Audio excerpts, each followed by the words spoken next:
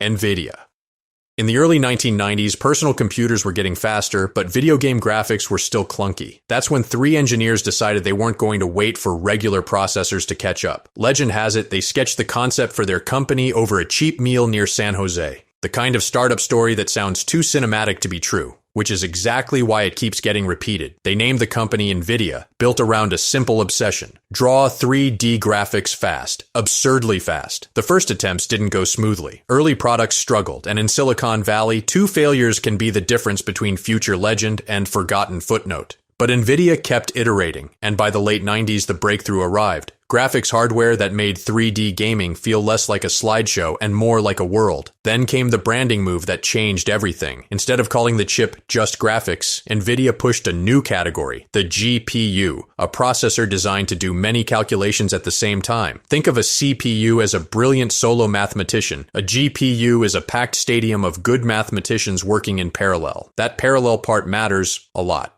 In the 2000s, NVIDIA became a familiar name to gamers. New chip generations, new architecture names, constant upgrades. But the real pivot wasn't about games. It was about giving developers a way to use all those parallel cores for other workloads, science, simulation, and eventually machine learning. That toolset became CUDA. CUDA effectively turned GPUs into general-purpose number crunchers. And once researchers realized GPUs could train neural networks far faster than CPUs, NVIDIA was no longer the graphics company. It was becoming the company supplying the picks and shovels for the AI gold rush. Fast forward to the era of massive language models and giant data centers, and NVIDIA's newest chips are pitched like skyscrapers made of silicon, built to train models with billions, even trillions of parameters. Now, instead of shipping boxes to gamers, NVIDIA ships pallets to cloud providers, and in some cases, entire warehouse-scale deployments. The napkin startup story became the backbone of modern AI computing. Meta, Facebook. If NVIDIA is the engine room, Meta is the town square, chaotic, noisy, and unbelievably profitable. The story begins in 2004. A college student builds a simple social website, originally for campus life. At first, it's profiles, photos, and a list of friends, nothing fancy. But the growth curve is the kind that makes investors stop breathing. Meta's core innovation wasn't just social networking. It was learning how to turn attention into a machine. The newsfeed made the product addictive. Targeted advertising made it lucrative. And that cash pile funded the next phase, buying potential threats before they could grow up. Instagram, WhatsApp, two deals that looked expensive at the time and later looked like bargains. Then came the trust crisis, privacy scandals, political targeting controversies, and years of global regulatory heat. The company's reputation took a beating, and its business faced new restrictions, especially around tracking users across the internet. In response, Meta did what big companies often do: cut costs, restructure, and place a massive bet on a future it could define. That bet became the metaverse push. Headsets, virtual worlds, mixed reality. Skeptics called it a money pit. But here's what's interesting. While Meta chased virtual worlds, it also poured resources into AI and released powerful models as open tools for developers. So Meta now lives in two worlds at once: the world's biggest social ad machine and an AI platform pushing assistants into apps and devices. And whether you love it or hate it, Meta still connects billions of people every day. And it's not planning to give up its place in the next computing era. Alphabet, Google. Google's origin story is basically the internet's origin story. Two Stanford grad students build a better way to rank web pages, not by who shouts the loudest, but by who gets linked the most, treating links like votes. That idea became the foundation of Google Search. The interface was almost aggressively simple: a blank page, a box, a button. But behind that simplicity was an engine that turned curiosity into habit. Then came the business model that changed the web. Ads matched to intent. Instead of billboards, you sell the moment someone is already searching for what you offer. That turned Google into a cash printing machine and funded its next string of, small at the time, enormous later decisions. Android, YouTube, and a flood of infrastructure investments. Eventually, Google reorganized into Alphabet, a structure designed to separate the money machine from the moonshots. Self-driving cars, health tech, experimental hardware, and more. Now the big fight is AI. Search is changing in real time. Summaries, assistants, multimodal models that can handle text, images, and video. And Google is spending huge to keep up. Building chips, building data centers, building the next layer of the internet again. The company that organized the web is now trying to organize the AI web. Apple is proof that a company can die on paper and still come back stronger than ever. It started with two young builders assembling early personal computers in a garage. A classic story, but in Apple's case, it's true in spirit. A tiny team, big ambition, and hardware that felt personal.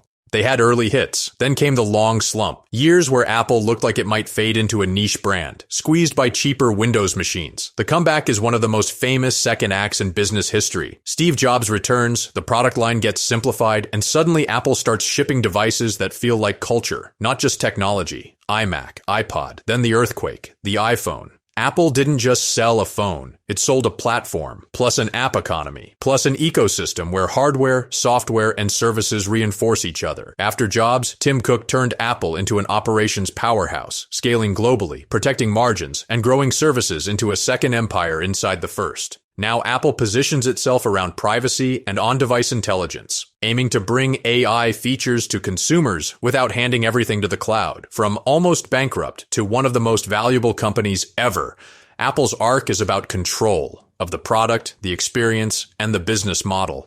Microsoft begins with two friends who saw the personal computer wave early and decided software would be the lever. First, programming tools, then operating systems, then the deal that turned Microsoft into the default, supplying the OS for the IBM PC era. Windows became the front door to the digital world, and Office became the furniture inside the house. For decades, Microsoft was the company your school used, your job required, and your computer shipped with. Then the internet era hit, and Microsoft had to reinvent itself again. Under new leadership, the strategy shifted hard toward cloud computing, renting computing power and infrastructure at massive scale. That pivot made Microsoft a central utility of the modern internet. Now add AI, co-pilots inside productivity apps, developer tools, cloud services, an attempt to make AI feel less like a standalone product and more like a layer over everything people already do. Microsoft's superpower is distribution. If it's inside your tools, you don't need to adopt it. You just wake up one day and it's there. Saudi Aramco. To understand Saudi Aramco, you don't start with a startup. You start with a country. In the early 20th century, Saudi Arabia wanted to modernize, but needed a reliable revenue engine. Oil exploration agreements brought foreign expertise into the eastern province, and after years of drilling, the discovery came. That oil didn't just change a balance sheet, it changed geopolitics. Over time, the Saudi state took full ownership, and Aramco became a national pillar, massive production capacity, massive infrastructure, and influence that reaches far beyond energy. Even disruptions, including major attacks on facilities, didn't erase the underlying reality. Aramco sits on resources that remain strategically vital. Today, the company combines gigantic output with extremely low production costs. That makes it powerful in both high-price and low-price environments. And as the world debates energy transition timelines, Aramco is investing in the bridge technologies too, including carbon capture and alternative fuels, while still expanding conventional capacity. Aramco is less a company and more an economic gravity field. Amazon. Amazon began with a simple bet. The internet will be big, and retail will move online. So Jeff Bezos starts with books. Not because books were the dream, but because books were the perfect first category. Huge selection, standardized products, easy shipping. The company grew fast, then got punched in the face by the dot-com crash, and survived by doing something that looked irrational. Investing even more in logistics, warehouses, shipping speed, customer trust. Then Amazon built the most important side project in modern business history, AWS. The idea was simple. If Amazon has excess computing power, why not rent it?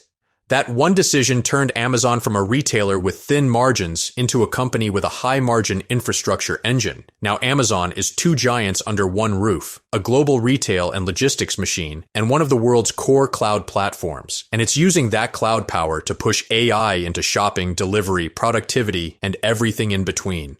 Broadcom. Broadcom is one of those companies most people never think about. which is exactly why it's so successful. It builds the plumbing, chips and components that move data, connect networks, and keep devices talking. Not glamorous, essential. Over time, the company expanded beyond hardware into software, especially enterprise software, through major acquisitions. That mix matters. Hardware can be cyclical, but software subscriptions can be steady. In the AI era, networking becomes critical again. Training giant models isn't just about chips that compute. It's about moving data between machines at insane speed without bottlenecks. So while NVIDIA gets headlines, companies like Broadcom often make the whole system actually work. TSMC is the quiet kingmaker of modern technology. It doesn't primarily design consumer products. It manufactures the world's most advanced chips for the companies that do. Its founding idea was radical. Be a pure foundry, a chip bakery that builds what customers design, so everyone from startups to giants can access cutting-edge manufacturing without owning factories. As chips shrank from large to microscopic, TSMC kept winning the execution game. Yield, precision, and relentless iteration. Smartphones accelerated everything. Then AI accelerated it again. Now TSMC's challenge isn't just technology, it's geography. Global demand wants manufacturing spread out for resilience, while the most advanced know-how remains tightly concentrated. TSMC is essentially the factory behind the digital world, and that makes it one of the most strategically important companies on Earth.